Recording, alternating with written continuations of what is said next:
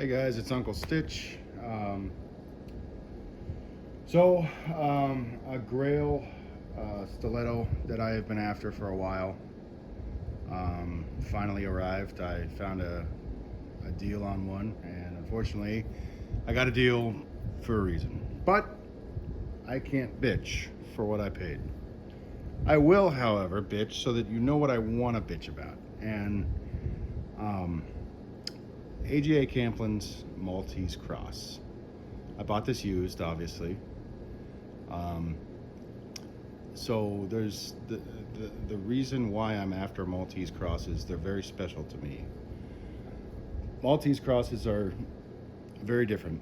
I'm gonna just go over what it is that I'm changing, and then as I'm setting things up, I'll talk to you a little bit about what's going through my head. So the Maltese cross that I bought, seller did not really disclose the condition, and I figured it was used, and it is. It's got a little bit of shit here and there, the little scrapes and some dings. It's been carried or whatever, the scrapes up there on the blade, and not a big deal. However, if you noticed how slow that came out, that's because this knife was stored closed. And you never want to store an AGA you never want to store a switchblade in this style in the closed position, because it's constantly putting tension on the spring that's designed to give it the oomph to open. That's not that big of a deal. What is a big deal in this knife, and is in every other knife, is somebody sharpened it.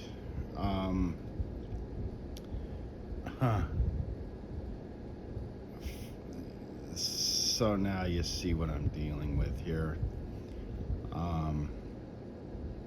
I wanted you guys to take a look at that. I'm going to set some things up, and we'll talk about some stuff that's kind of annoying, but I will do my best. So I'm absolutely cringing my fucking teeth that I am about to do this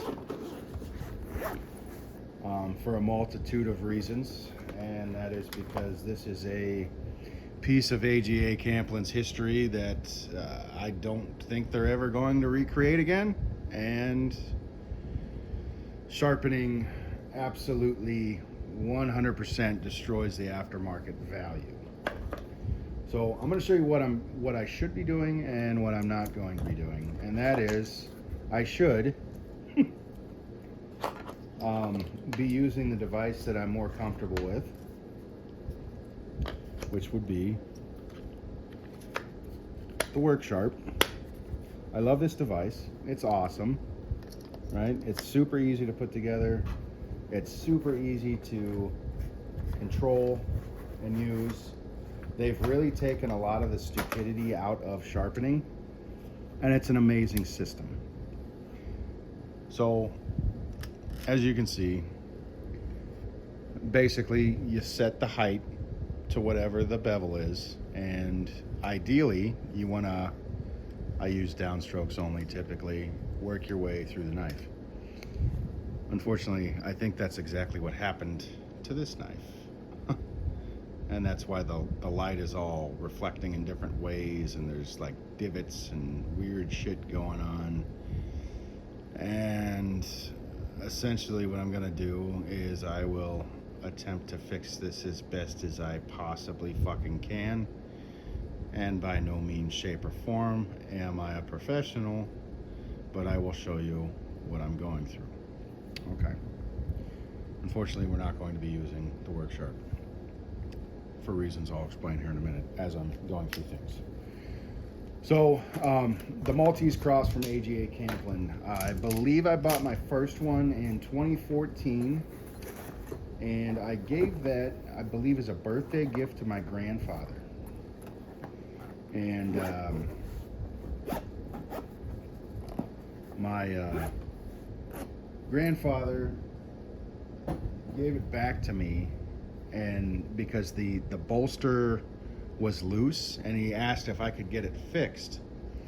So I went online and on a Facebook page, and I found a guy that was claiming that he could fix them,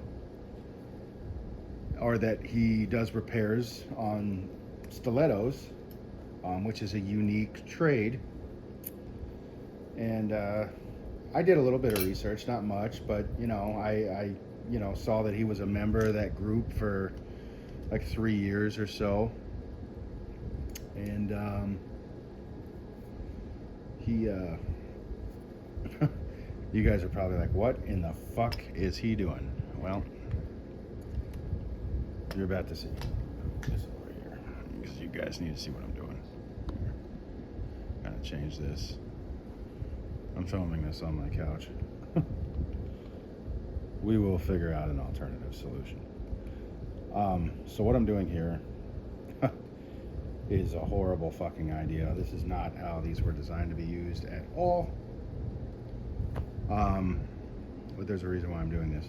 So most stilettos, the reason why, I didn't finish telling my story, or the conclusion of my story. So my grandfather wanted the knife fixed, and I sent it out to a guy that I thought was reputable, and he had other knives up for sale. And when he got the knife, his profile disappeared. Back in the day, that wasn't a huge deal, because AJ Camplin Maltese Cross, the one that I got my grandfather, was a Staghorn. And I think the Staghorn was like right around 135. It's not that big of a deal. It's not like a $3,000 knife. Well, now it is a big deal because you can't fucking find them. So anyway,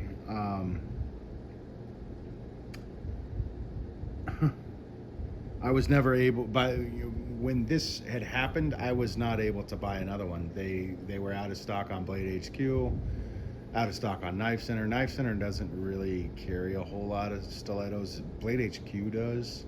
And there's some other places like Arizona Knives or Customs or whatever the fuck, and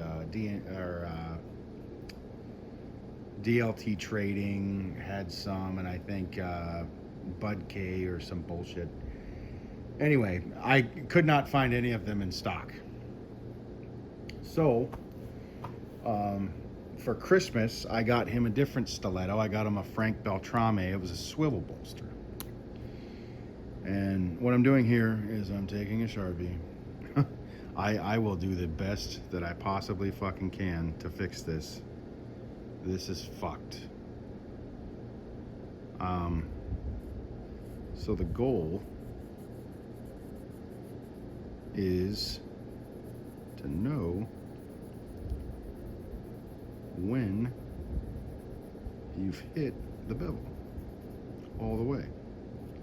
And this would work great if I was using the work sharp as well. And this will come out with alcohol, so if I get it in places I shouldn't have, it's okay. 70% isopropyl alcohol, that's what I use. So, I gave him a Frank Beltrame. And it was a swivel bolster. It was very pretty. So this has always been an elusive knife for me ever since then, because I kind of got fucked out of the enjoyment of seeing somebody happy with it. Somebody that was important to me. And so anyway, when I ran across this one, and you're gonna laugh, but yeah, the knife was $75. Will I ever find that deal again? Probably not, unless it's severely beat.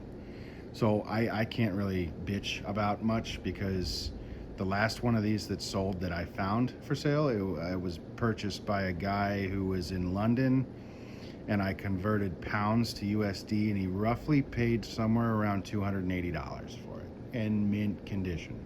This is not in mint condition.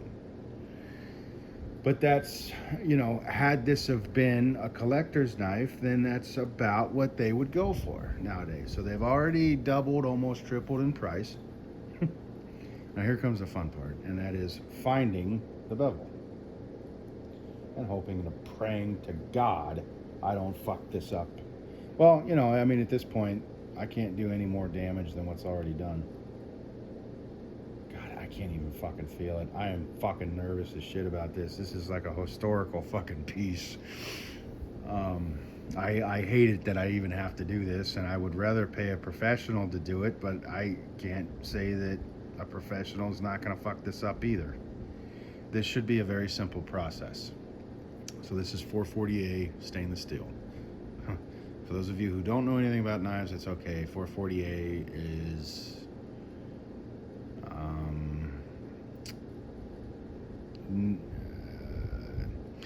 I will say that if you stab somebody with this, it will go through their skin.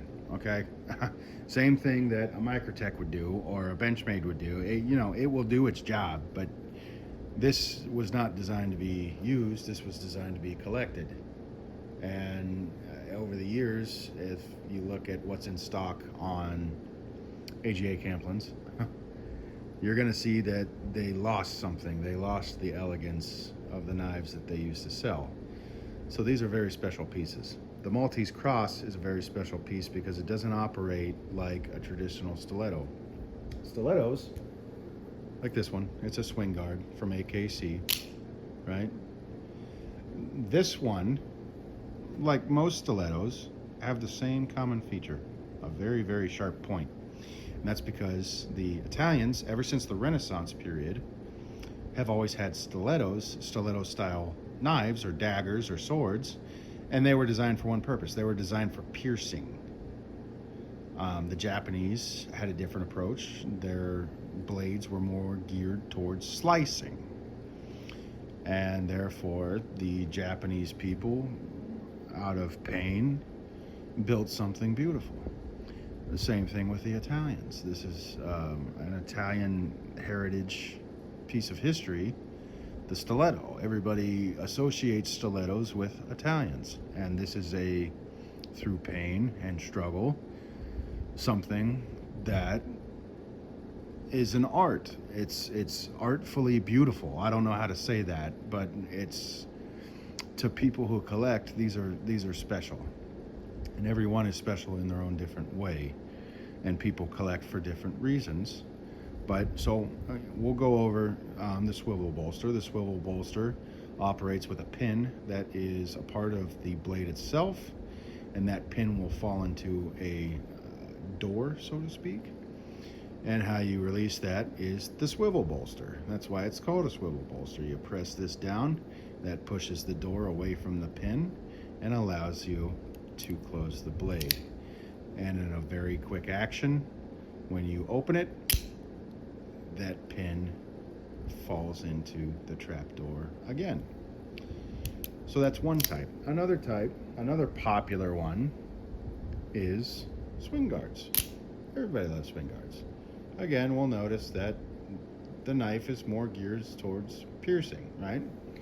Well, if you notice the difference between the tip of this, whoop, of course that's going to happen. Huh, Jesus Christ. The tip of this versus the tip of the Maltese Cross. The Maltese Cross is wider. And what is this? To me, as a collector, this is somebody's approach at more of a slicer.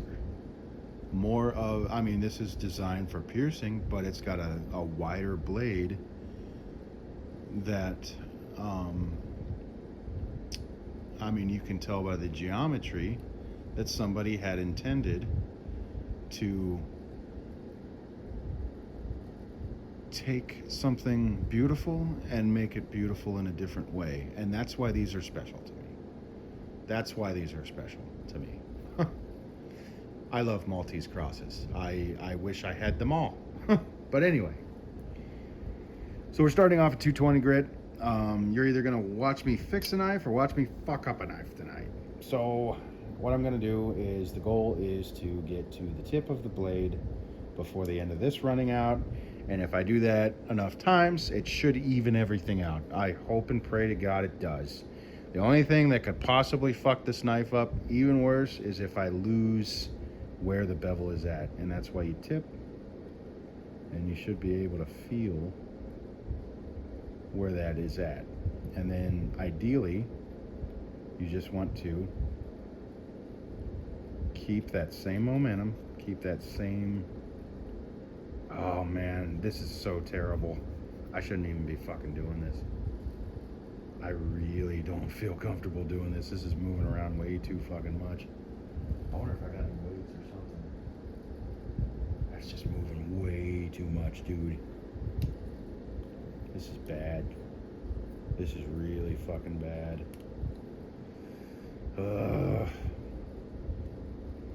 Just try and be light with it.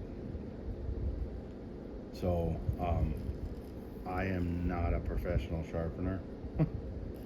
I am not, but I do know that using the Work Sharp right now is not what needs to happen for this knife.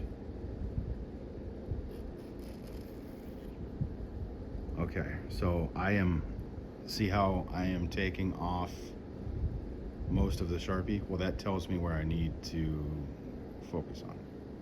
So, I'm doing okay for the moment. God, having this thing in my fucking hands and doing this, oh my God, dude, this is fucking nerve-wracking. To me it is. I know to like experienced sharpeners are probably like, quit being a bitch, but dude, this is like, yeah, see, I already fucked up. See how that's wider now? I mean, at this point it doesn't matter. But, you know, I gotta do what I gotta do to try and clean this thing up a little bit.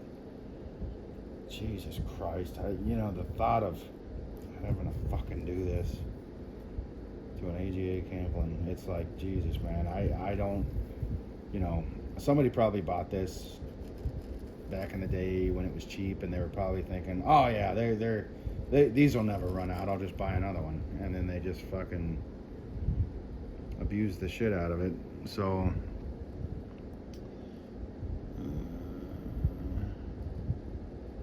okay, so this might actually be a little easier than I thought. It doesn't usually work out for me like that. The trick is going to be the other side. So what I'm doing with this 220 grit is I am removing way more material way faster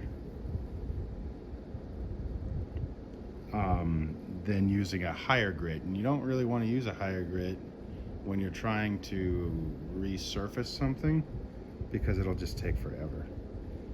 See, that's why you progress from 220 to, I don't know, 300, 400 something, and then, you know, maybe 600, 800, 1200. That's why you progress through. God, just having this fucking thing in my hands doing this is fucking driving me nuts. This is a piece of fucking history, dude. You know what I mean? And I am not good at fixing pieces of art. I am great at destroying things.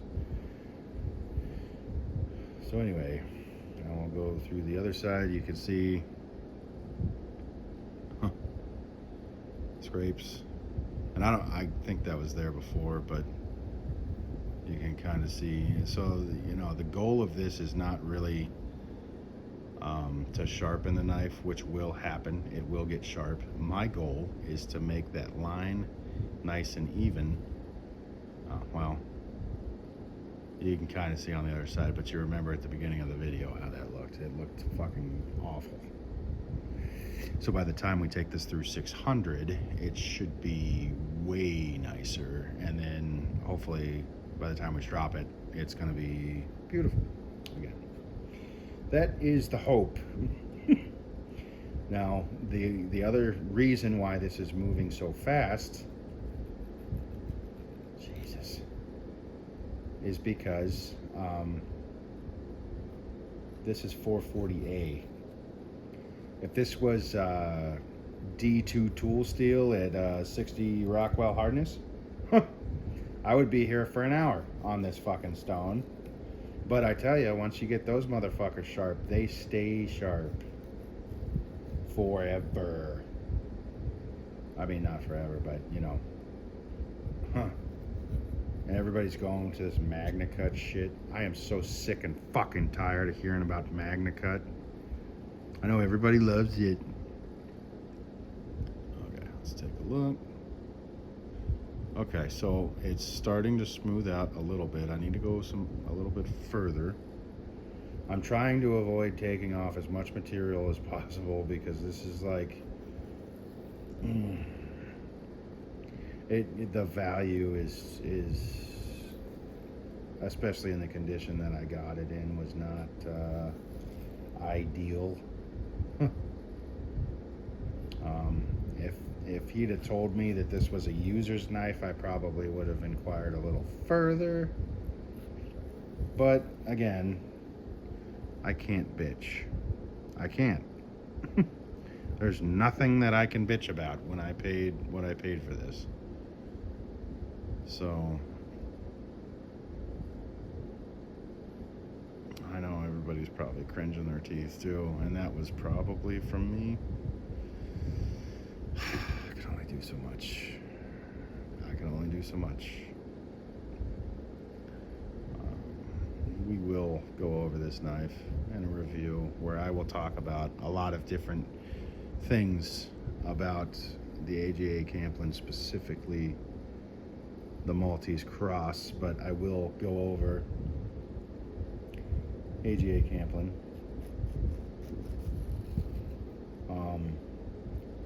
And a little bit about their history because they're a very interesting company.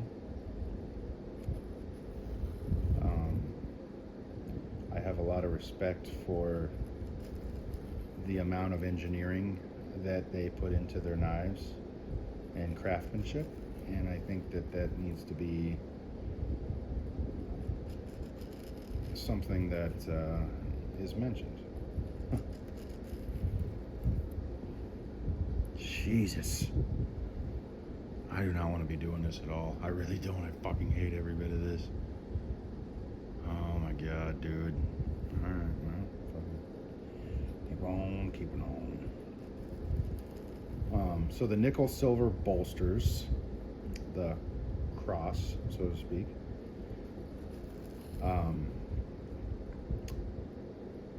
they are plated.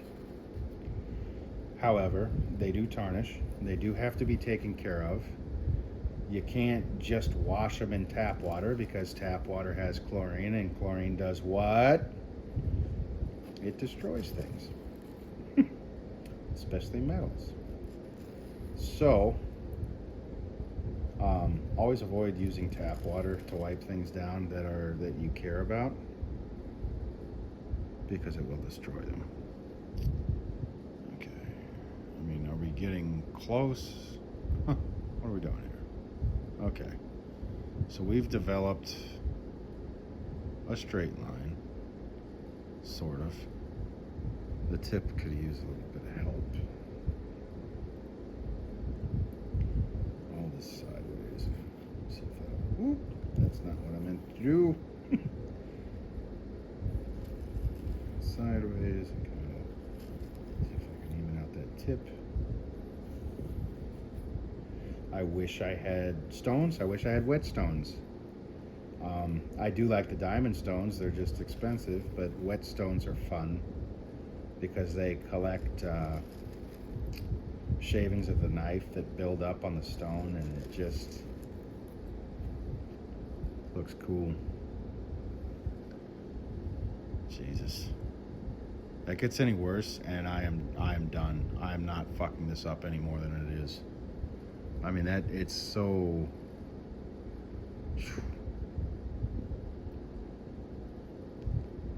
You know, I did get the Sharpie off,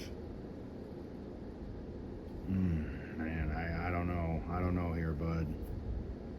I don't know if I should keep going.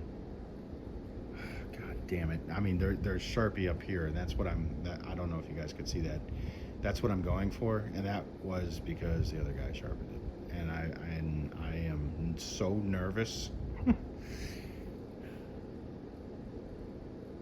God. Fucking hate this shit, dude. I mean, I do find sharpening enjoying. I just don't want to do it to something that's an AGA camp on Maltese Cross. I would have rather done this to like a Benchmade or something I could just give a fuck less about, but this is pretty terrible. So all you have to do, and it's not hard, is maintain the same angle, and before you start grinding, just line up your bevel, and you'll feel it. You'll feel that bevel hit the stone. You'll know, oh, okay, I'm at the right angle. But that doesn't, I'm not a professional, and that doesn't always work out for me, so take that with a grain of salt. Okay. I am more happy with the results. And the main part, see that shine, was to get a straight line that wasn't bouncing all over the place, right? Now that was my goal. However, there are some things that need to be fixed, and that is why we're going to 400. Jesus Christ. I feel, when I'm at 600, I will start feeling more comfortable. Or when I'm at 800, I'll probably feel more comfortable, because these, I'm on 400 now. 220 takes off the most material, the quickest. So a lot of things matter. What matters is pressure, applying pressure as you're doing this. If you go really hard on it, trying to sharpen it quicker, like you're getting sick and tired of sharpening a D2 tool steel blade, the unfortunate part is that's how those little fucking things develop, is you put pressure in the wrong spots. And okay,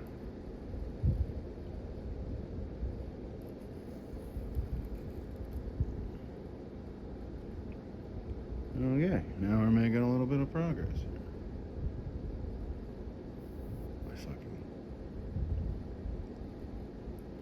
Shine, that's what I'm looking for, right? Just a straight, even shine all the way across. And I've already fucked up the angle, you know. There's only so much I can do. So,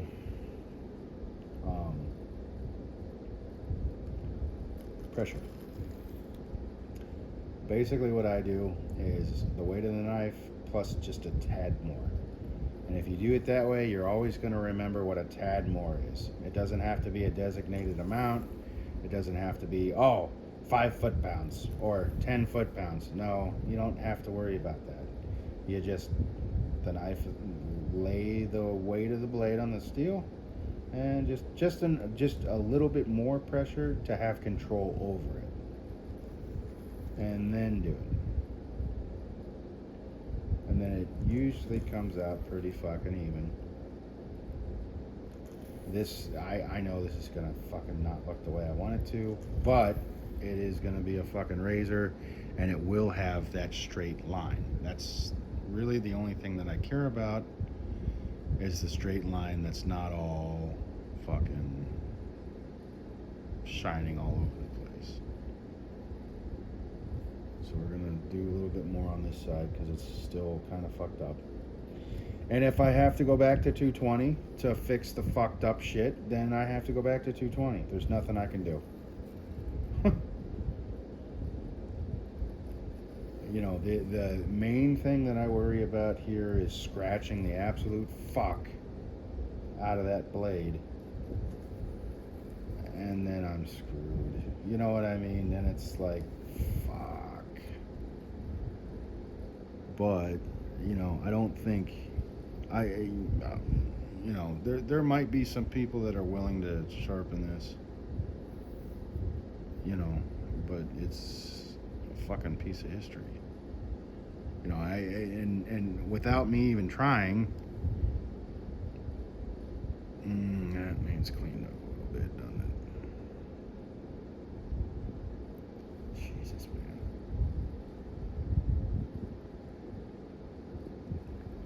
That just makes me nervous. Fucking this knife up. You know, it's got that line, but that line is gonna get nicer and nicer.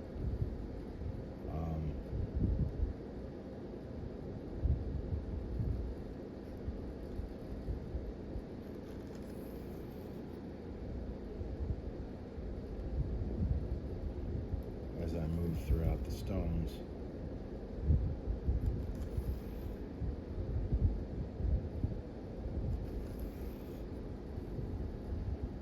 See? Doesn't take much. I mean, that fucking line is... I can only do so much. Huh. Well, I mean, I guess I better fucking fix it now, then.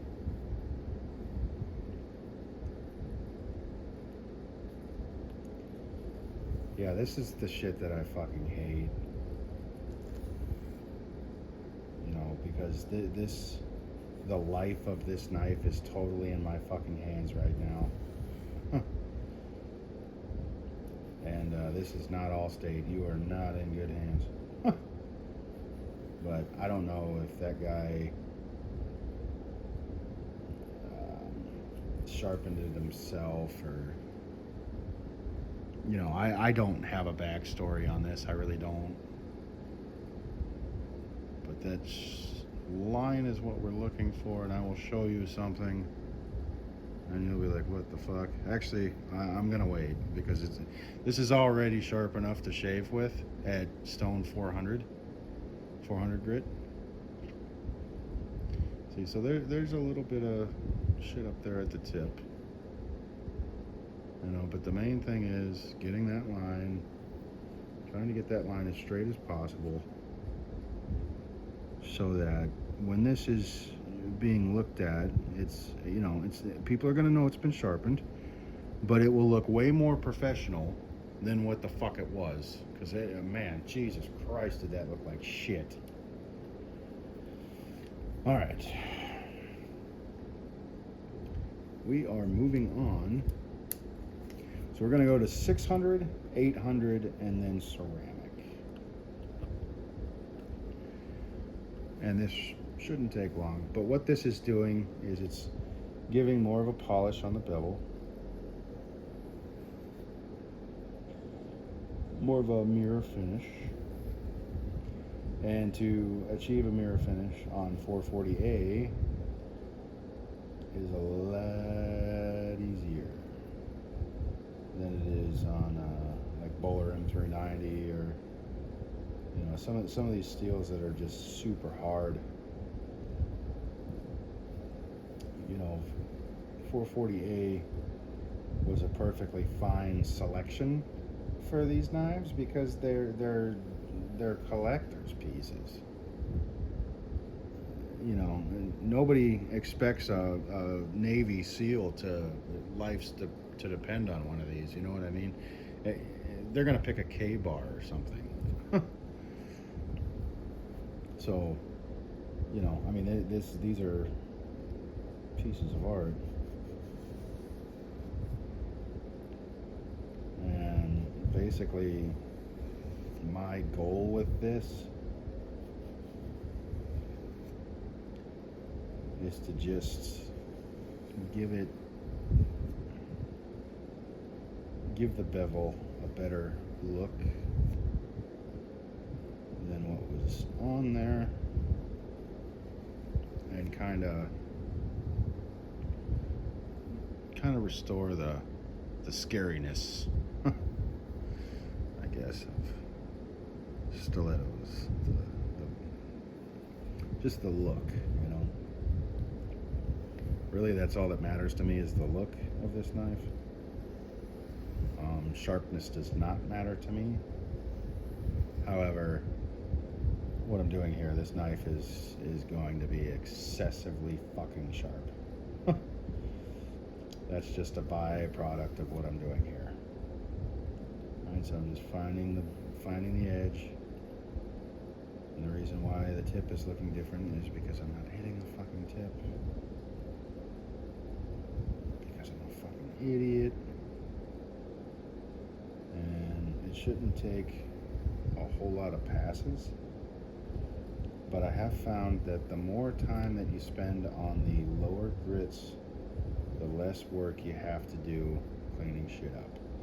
And this 600 is an important step because you set the bevel up with 220 and 400,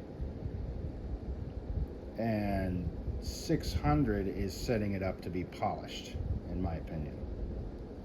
So what you do here is important.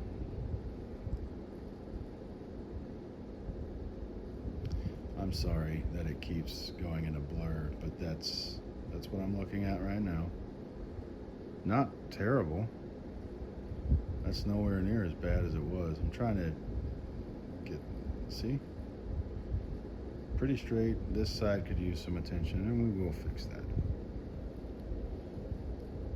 And already as I'm feeling this blade, I can feel it is obnoxiously sharp. And I think, probably not right now. I'm not going to make a big investment in a whole bunch of whetstones and shit. But I will in the future. And instead of I will say that using the Work Sharp taught me a lot when it comes to hand sharpening. I learned a lot. Like, you can watch videos all day long, but until you're actually doing this, you don't understand or comprehend, and you're never going to remember the little tips and tricks that people are giving you. You just have to get in there and do it. Let's see if that's cleaned. Oh yes, that is cleaned. Wow. That is way clean compared to what it was. Wow. All right, so without disturbing the burrs on the knife, we are switching to 800, and this should be a fairly quick process. We're only polishing. We are not really removing. I mean, we are removing material to some degree, but this is more to refine the reflection in the bevel. And basically what you're doing is you're minimizing the scratches that were caused by the previous stone by going up in grit. So the higher up you go, essentially, the more of a mirror polish you can achieve. And I will say that with the kit that I bought from Work Sharp, I really haven't had to go above ceramic to achieve a really, really beautiful edge. And I'm not looking at this under a microscope or, doing anything crazy. I just need this to be displayable. And, it's okay if it has scratches on it because it looks like it's had some history. And I'm okay with that. Okay. So now we're starting to see more of a mirror reflection. I'm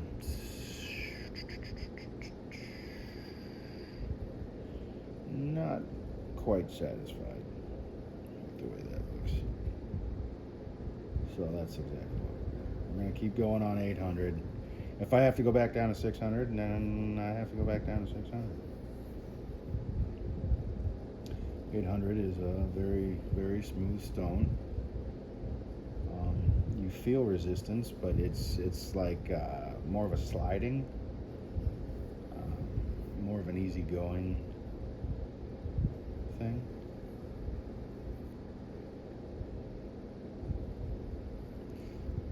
Just working on one side at a time. I know that this is, oh, well, you should count how many times you've been doing it. I'm not counting. My brain is fucking done. You know, I this is solely just for looks, and I promise you, even though this is solely just for looks, it's gonna come out retardedly sharp. Right? So I know it looks like there's bubbles going all over the place, but this is actually still that one straight line for the most part. So we're going to I'm going to try to get this as close to a perfect straight line as I possibly fucking can, because see, this is the part that takes a long time as you move up through the stones. And if this doesn't smoothen it out, then I think what I'll do is just go back down to 600. It's not that big of a deal.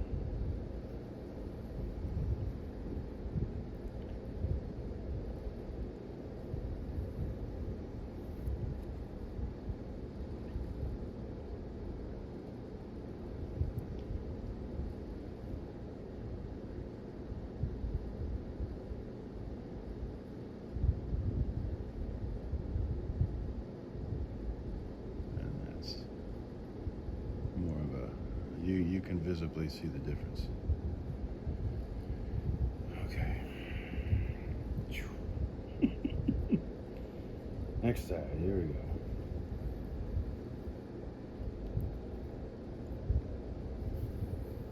God. I don't even know what I'm going to title this. Hand sharpening AGA Camplin piece of history. Ruining the aftermarket value on a AGA Camplin. Me wildly fucking things up and making it worse. Or no. Me taking a bad thing and making it worse. Story of my life. I've been a professional at that. Alright. Are we looking? Wow. I mean, see, what you're seeing there is different light bulbs, but that's more of the tooth that I was looking for. Or the teeth. I don't know how to describe it. But you can see a huge difference. I'm trying to get this thing to fucking focus. Alright, we're gonna follow the light from the tip. And now you can see more of a straight line. Right? That's much more aggressive looking of a knife. Much more.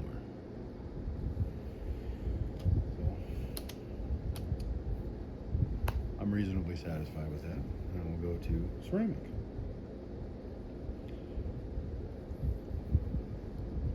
And the only difference here, I'm going from ceramic to stropping. You never pull towards. Angle is extremely important when you're stropping, because the leather is what is pulling the rest of the burr out of the apex of the bevel that you have created. So if you're traveling the wrong direction, you're going to be creating a dull knife all over again. If your angle is fucked up, you're going to be, again, potentially pushing the bevel over, which defeats the purpose of sharpening totally. Or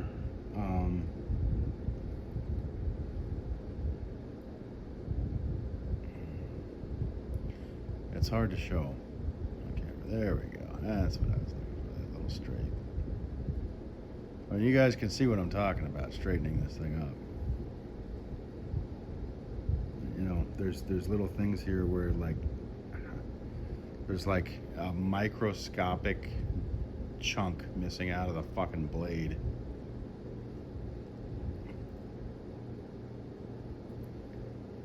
But I am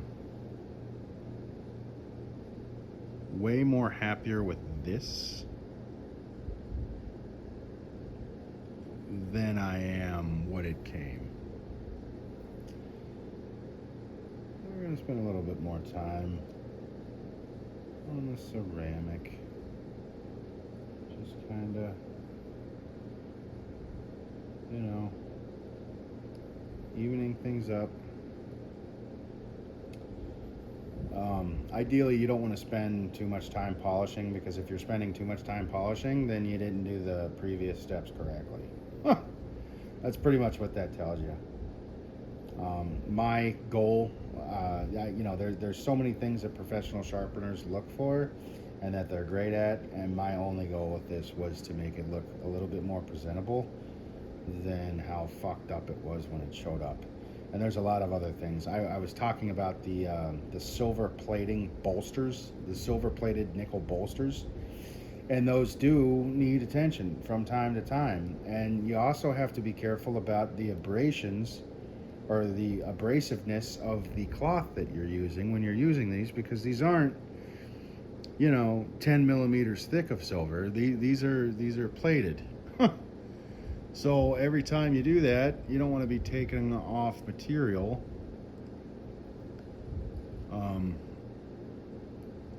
I have cleaned this up as far as I can go. As far as my talent will allow me. Look at that. I mean, there's only so much I can do. I'm sorry. I am so sorry, AGA Camplin, for doing this. I am fucking terrified of doing this, but you see how that little bend there? That was from somebody else's mis-sharpening. That little guy right there. Yeah. And I can only do so much to fix it, but I have made this way more presentable in a very short amount of time. Okay, so now, without rubbing the blade or doing anything to the bevel, we are now stropping. It is important. Some people will use different pastes. 6 micron strops are preferred, but in this instance, WorkSharp does not require you to use a paste to strop. This is a very, very nice strop, actually. It's very smooth. It does its job very well. And you don't want a perfectly clean strop. You want there to be abrasions, little tiny microscopic abrasions, because that's really going to help polish things up. Really make things look a little prettier. And I do get enjoyment out of sharpening. I've posted some videos on that. I do. I just, don't want to do this to an AGA Camplin and just immediately see the difference there. All right. Again, stropping. You're pulling the blade away, and I didn't make it all the way across because I was focusing on other shit. But yeah, so what you're doing is you're running the bevel along the strop. Don't put too much pressure because you'll roll the bevel, you'll roll the edge. You want to just put a little bit of pressure, just enough for that leather strop to rip the burr out. Right, so by removing the burr, you're gonna make the edge last a lot longer. Is that important in a 440A? Not so much, because it's designed for display. But later on down the line, that becomes very important. To not press down too hard, but hard enough to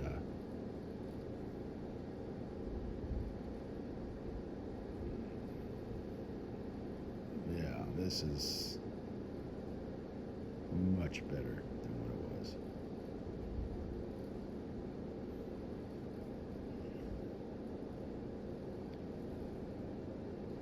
See that? Oh yeah. I mean, this is people who are professionals are probably laughing at me right now, but this is something that I can be happy with, that I at least attempted, and I feel like I did a pretty good job. Now let's do a cutting test. You know, my only goal here was to make it pretty, and coincidentally, it's going to be retarded. Hang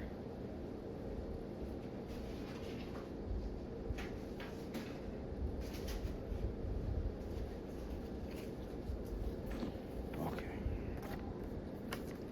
So, here we are. I do apologize. I'm not a professional cutting paper, but like nothing. I am not a professional cutting paper, but you can see very little resistance. Very little resistance. Right? So the fact that it's cutting like that, and I'm trying to go slow so that you guys can see it just melting. Oops. Melting into the cutting surface. Very, very little tension. I mean, no tension at all. And it just slices right through. So that is what my capabilities are with this knife. And we will be doing a review where I can get a chance to talk about AGA Camplin and what a great company they are. But all right, guys, it's been almost an hour. I gotta upload this. I gotta get some sleep. It's gonna be a busy day tomorrow. But anyway, all right, guys, we'll catch you all later. Have a good night. Peace.